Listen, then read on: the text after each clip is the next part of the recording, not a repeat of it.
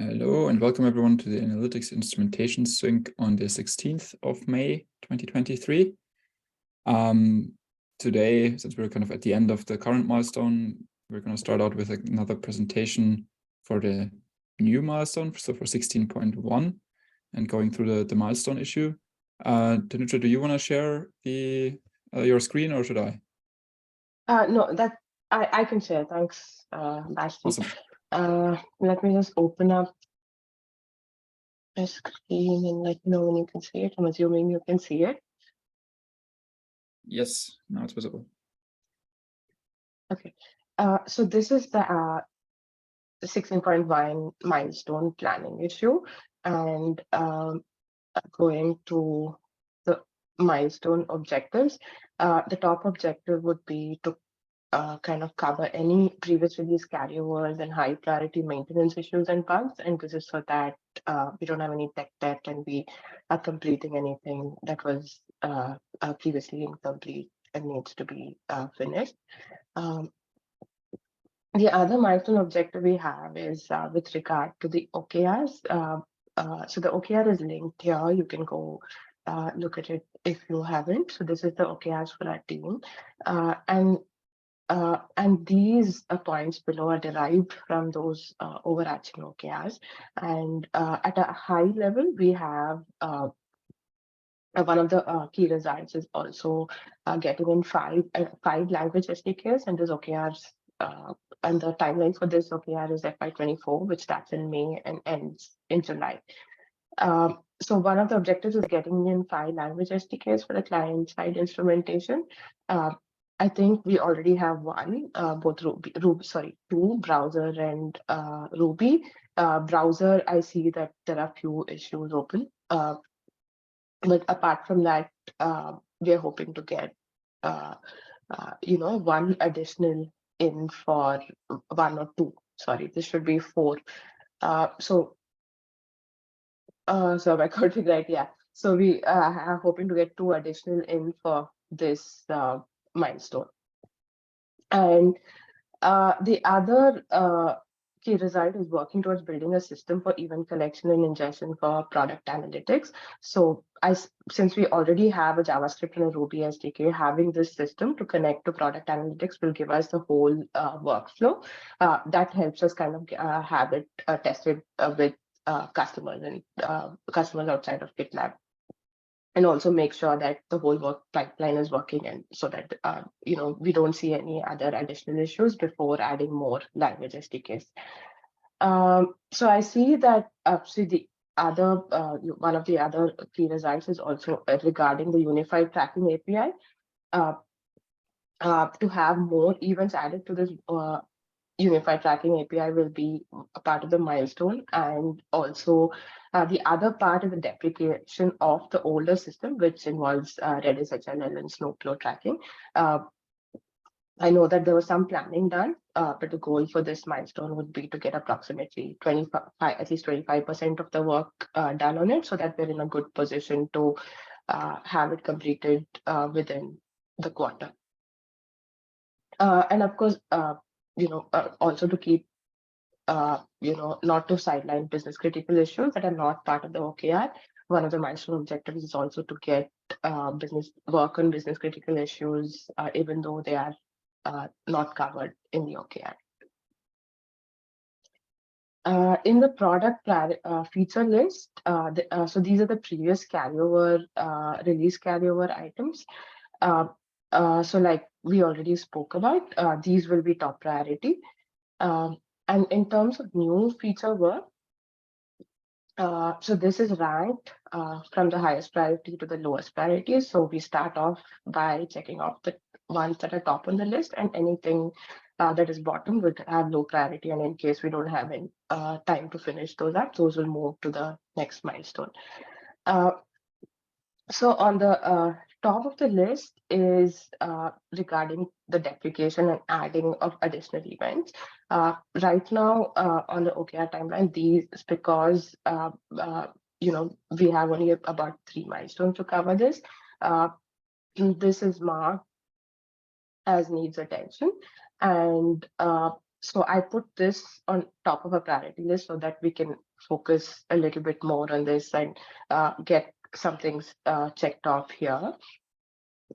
And I think this one, if you see, convert an additional event to the new unified tracking API. So this is to add another event, and the rest of them are related to deprecation, is what I gather. Basti, you can correct me if I'm wrong.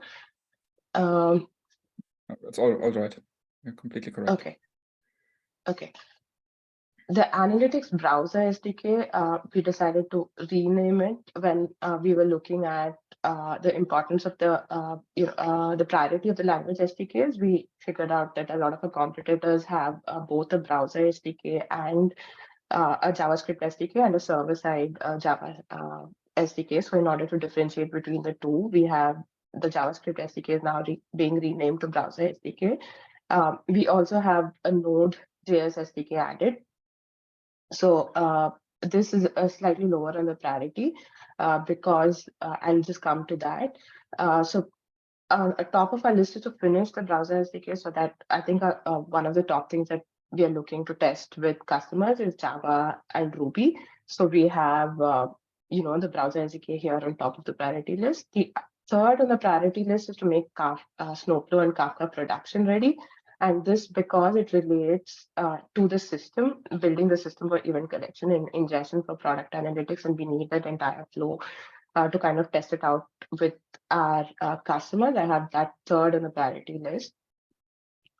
And fourth is understand which Snowflow events are triggered by GitLab team members. So this issue basically is to help differentiate current feature usage to say whether it was used by GitLab team members or by external customers. And this is really important from a business standpoint, because if I'm a product manager and I want to analyze the feature that is being released, it kind of differentiating whether this was team members or external customers really helps me measure the value that that this feature is adding to our customers, because at the end of the day, our external customers are what bring revenue. So this is really important from a business perspective, and which is why this is here higher up on the list. The next is Node JS SDK. So from our analysis, what we saw was JavaScript was popular both within GitLab as well as in the industry in general. So to get browser SDK and Node.js in before the other language SDKs is a priority. The next popular programming language, both on GitLab, used on GitLab and in the industry, was Python. And apart from that, we also saw that .NET was quite popular. We don't have .NET in this milestone, but probably for the future milestones. But for this milestone, if we can get Python in, that would be great. Seventh on the list is, I see that this, some work has already been done, and it's just a matter of migration to production, moving this to production. So I have this in the bottom of my list, and also it's just a small weight here. So I put that in the end. So that was a reason, those were the new features list. I hope I was clear. And I hope I was clear about why we prioritize the way we did. In case something is not clear, I'm happy to explain further.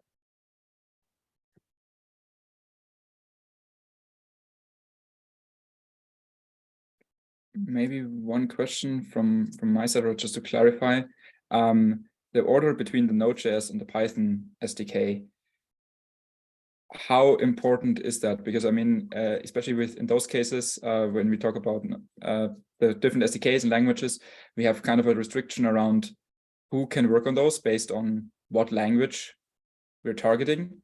So I'm just wondering, is it really, really important that we complete Node.js before Python, or is that kind of somewhat on the same level? So if, for example, someone who has Python experience can work on the Python SDK before someone else who has Node experience can work on the Node SDK, that's not a big problem. Yeah, no, that's not a problem. So any of these, it's okay to start working on parallelly. This is just an order of priority in case we want to, weigh out resources in terms of moving it. If we are resource constrained and if you want to move something to the next milestone, the list just gives you like the order of priority for that. Yeah, I've got a question. Was there any consensus on who's gonna do the Python SDK? Because I remember you asked us who would be interested in doing that. Yeah, we have volunteers. I mean, not that there's no room for more volunteers, but so Mihao and Ankit both said that they're interested. Please correct me if I'm wrong there. And we have Radovan from the data team who works with Python on a daily basis as a reviewer and helping person. So whoever takes this up and does the first step can definitely can and should reach out, for example, to Radovan to talk through consideration on how to best set up a initial package for Python. As you can see, the biggest estimation currently is around creating the initial version, because that's mainly because we are not that well versed in creating Python packages. Whereas, for example, for Node.js, it's the same process as with the browser SDK, so there's no unknowns there. But yeah, so we have people who want to work on it, and we have the external help available from people who are really knowledgeable. So that I don't think, and then based additionally, it should mostly be kind of doing the same thing as in the Ruby SDK, just in Python. So that should make it somewhat easy to deal with.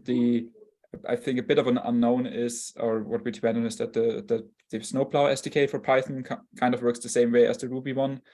We didn't check in detail there yet, but I think that's an assumption we can definitely make.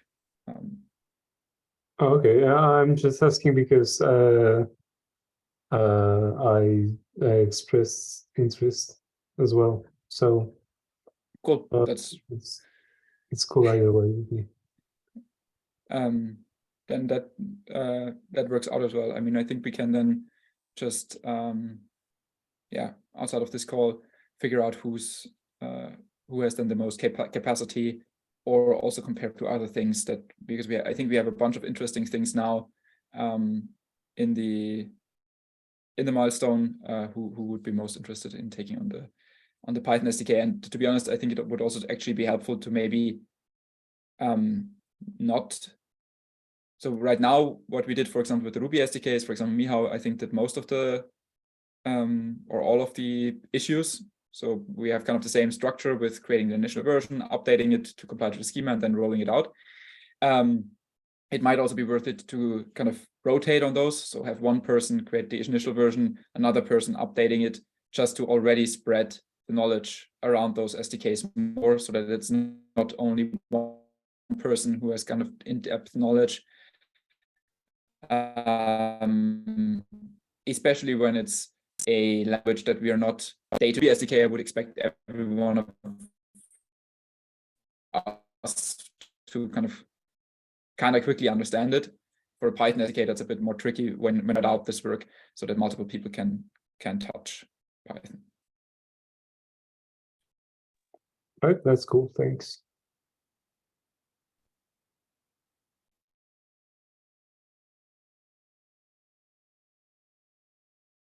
Further questions? Maybe just one small remark regarding kind of overall capacity. So, or in general, so you can see that there's we have quite a bit of capacity planned for next milestone. 44 of those for the features. As always, this is just kind of a dial to give us some estimate of what we can expect to be able to do. You can also see that there's quite some issues that still have this magnifying glass, which means that there's no estimation yet in. In general, it looks like that we're going to come out with if we look at the whole plan above our capacity again, that's the same that we did also the last few milestones, that we rather plan to have a bit more in. So like plan for a 120% just to make sure that we have enough plans that we know that we can work on, even if that means that we might not complete everything. That's one thing. And on the other hand, I would also urge you after this call, maybe everyone to just quickly check the list of the ones with the magnifying glass and jump into those and look whether you can help with estimating them, just to make sure that we can get the estimates done now at the beginning and clear out any further questions. Because at the same time, most of the ones where there's no estimation in yet, this oftentimes means as well that there might still be open questions or something that we need to clarify. It's not 100% clear that the description is already at a point for someone to start working on. So I think all of our priority, if you don't work on something that you want to deliver, is first making sure that all of these issues are planned through, have an estimation, and can be picked up for work, and then start working on the actual issues.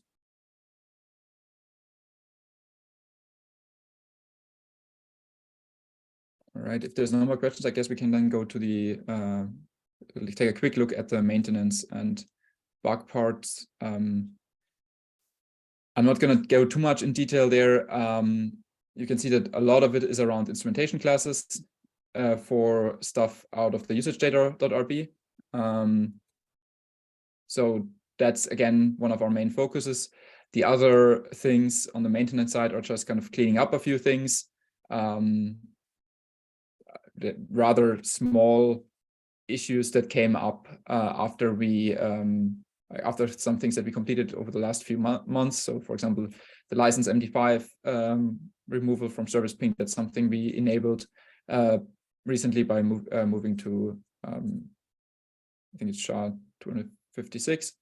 And yeah, the other ones are also smaller issues.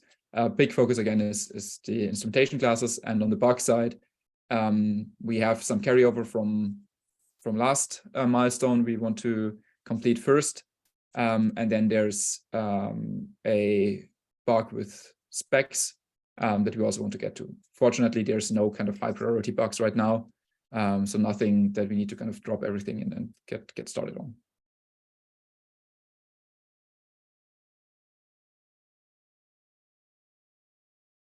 All right. Any questions left regarding the milestone 16.1 before we move to other topics?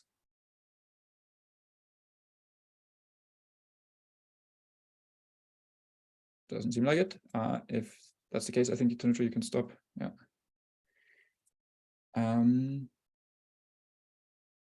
I have two small announcements just to make sure that these things don't get dropped. There was a MR around clarifying what is allowed when changing a metric. So I think we had a lot of discussions already in the past that in a lot of cases, people shouldn't actually change a metric, but rather create a new one. And we wanted to just make clear that these also in documentation may kind of give exact guidelines on when can you just keep the same metric, like which things around the metric, which things around in the metric definition file, for example, you can change while keeping the metric, and in which cases do you actually need to create a new metric.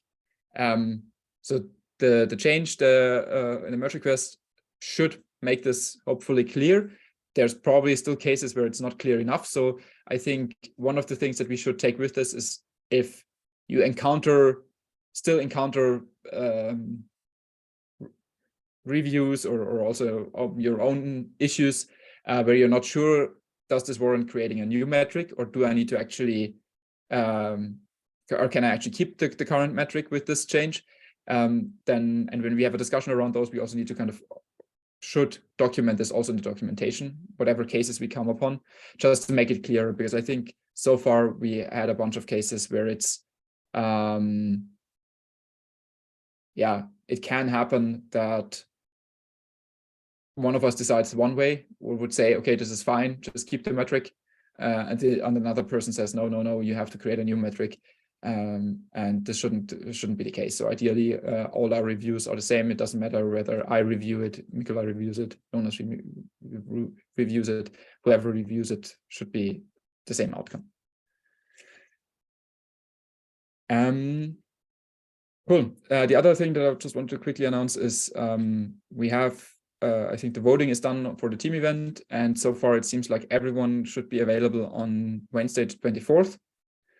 So again, this would be planned for the morning. I'm going to send out the invites either today or tomorrow or something like that. You can still comment with suggestions for games in the issue. Otherwise, I'll prepare a few things. So probably will take around like 2 to 3 hours, because after that, normally everyone's kind of bleary-eyed anyway. Yeah, really looking forward to that, and hope you can all make it. So around about the same time as we are now, just on the Wednesday next week. Cool. And then I have a really important topic. We've got a problem, and I think we maybe didn't consider this enough when renaming ourselves. So we are called Analytics Instrumentation now as a group. And as you probably all know, beforehand, when we were called Product Intelligence, we were the PI group, which is kind of cool because it sounds like a private investigator. Now, people actually started calling us AI. So I didn't dig up the issues, but there's like two or three issues where I actually saw people calling us the AI group. And we actually I think happened to us yesterday in a meeting as well. This is potentially very confusing.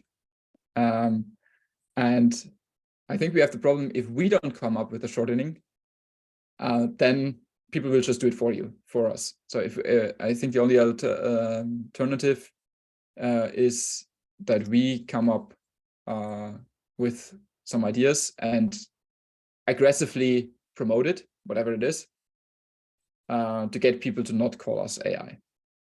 What about AIT? That could be, it's.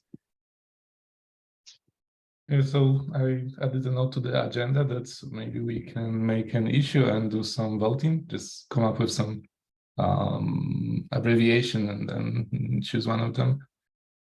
Yeah, sure, I can definitely make an issue.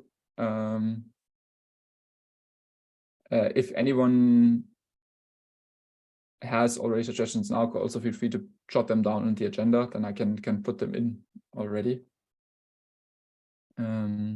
Yeah, definitely we need to be fast for this.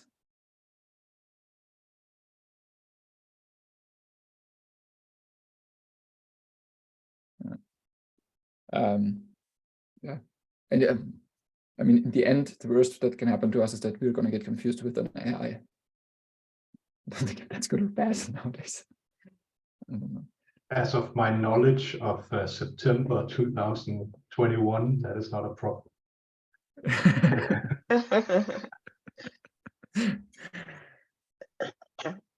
So when I heard about the name, this was the first thing that I thought about. If it would be confused with AI. I really like analytics instrumentation as kind of like the long version, because I think really encapsulates what we actually do. I haven't seen a better idea around what do we actually do. But yeah, the shortening is definitely. Yeah, unfortunately, yeah. Yeah, Right. I just wish people would call us instrumentation instead of like assigning an acronym. Yeah, but that might also be an option to just if we agree on something like this. I think the main important part is that we kind of come up with something and agree on it, and then just tell people, like every time someone says AI to us, then tell them, no, you need to call us something else.